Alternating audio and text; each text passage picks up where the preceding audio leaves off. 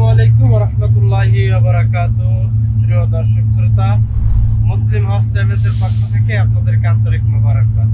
আমরা মূলত হাজী সাহেবদেরকে একটু বিনোদন দেওয়ার জন্যই ইবাদতের ফাঁকে ফাঁকে বিভিন্ন সময় বিভিন্ন জায়গায় একটু দর্শনীয় জায়গাগুলো ঘোরার জন্য নিয়ে যাই। সেই দৃষ্টিভঙ্গিতে আজকে আমরা যাচ্ছি আরব সাগর দেখার জন্য। আরব সাগর দেখবো। কিছুক্ষণের ভিতরেই আমরা হুদুদে হারাম অতিক্রম করছি। হুদুদে হারাম থেকে আমরা বের হয়ে যাচ্ছি। আপনারা সামনেই দেখতে পাচ্ছেন যে একটা বিশাল গেটের মতো সাজানো। এই গেটের ভিতর লেখা রয়েছে কুরআনুল কারীমের সেই আয়াতটি, ইন্না আউওয়ালা বাইতিন উদিয়া লিন-নাস লাল্লাযী বিবাক্কাতা মুবারাকান ওয়া হুদাল লিল আলামিন।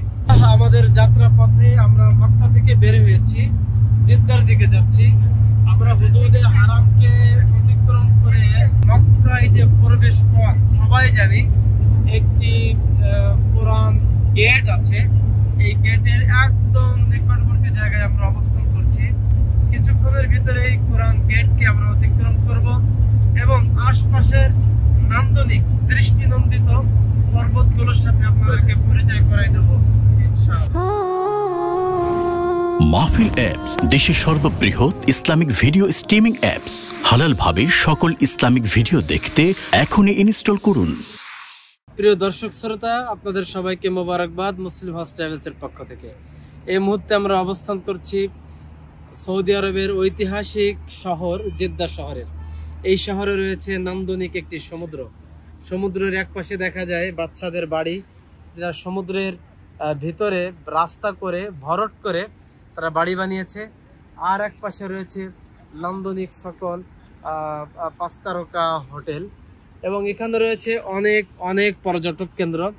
সৌদি আরবের যুবক যুবতীরা, ছেলে মেয়েরা, কিশোর কিশোরীরা এরকম একটা এনভায়রনমেন্টে তারা ঘুরে ঘুরে একটু আনন্দ উপভোগ করে, একটু ফ্লেক্সিবল লাইফ লিড করার জন্য সমুদ্রের পাশে তারা এসে সময় কাটায়।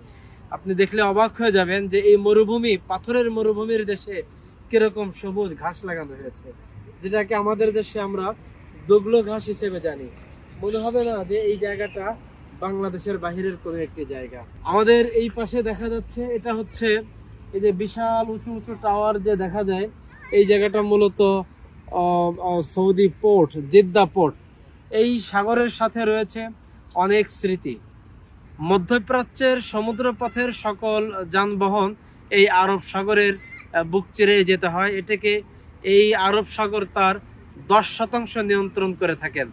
আরব সাগরের সাথে রয়েছে ইরান, ইরাকের সকল জায়গার সংমিশ্রণ, সকল জায়গার সংযোগ রোড এবং এই আরব সাগরের সাথে রয়েছে সেই রেড সি বা লোহিত সাগরের সম্পর্ক এবং রয়েছে আপনার আরো বিভিন্ন সাগরের সাথেই সম্পর্ক থাকে। সব থেকে মজার ব্যাপার হলো কুরআনুল কারীমে আল্লাহ সুবহানাহু ওয়া তাআলা যে বলেছেন, কুল্লাউ কানাল বাহরু মিদাদাল লিকালিমাতি রাব্বি লানাফিদাল বাহরু ক্বাবলা আন তানফাদা কালিমাতু রাব্বি ওয়ালাউ জিনা বিমিসলিহি মাদাদা। মনে পড়ে যায় সেই কথাটা যে সমুদ্রের সব পানিগুলো যদি হয় কালি আর দুনিয়ার সকল বৃক্ষগুলো যদি হয় কলম, তাহলেও আল্লাহর গুণগান গিয়ে শেষ করা যায় না। আল্লাহ তাআলা অন্য জায়গায় বলেছেন, 42 নম্বর সূরা 12 নম্বর আয়াতে আল্লাহ তাআলা বলেছেন, আমি সমুদ্রকে সৃষ্টি করেছি তোমাদের কল্যাণের জন্য। এই সমুদ্রের ভিতরে চলাফেরা করতে হয় আমাদেরকে। বিশাল বিশাল স্টিমার, লঞ্চ, জাহাজে এক দেশ থেকে আর এক দেশে মানুষ ভারী ভারী মালগুলো বহন করে থাকেন। মানুষের উপকারেই সমুদ্রের ব্যবহার হয়, যার তলদেশে রয়েছে বিভিন্ন ধরনের মৎস্য এবং সমুদ্রের তলদেশে রয়েছে সামুদ্রিক সম্পদ, খনিজ সম্পদ এবং বিভিন্ন দর্শনীয় জায়গা। আসুন আমরা কাল বিলম্ব না করেই মুসলিম হাউস ট্রাভেলসের সাথে আমাদের উমরা সফর নিশ্চিত করি।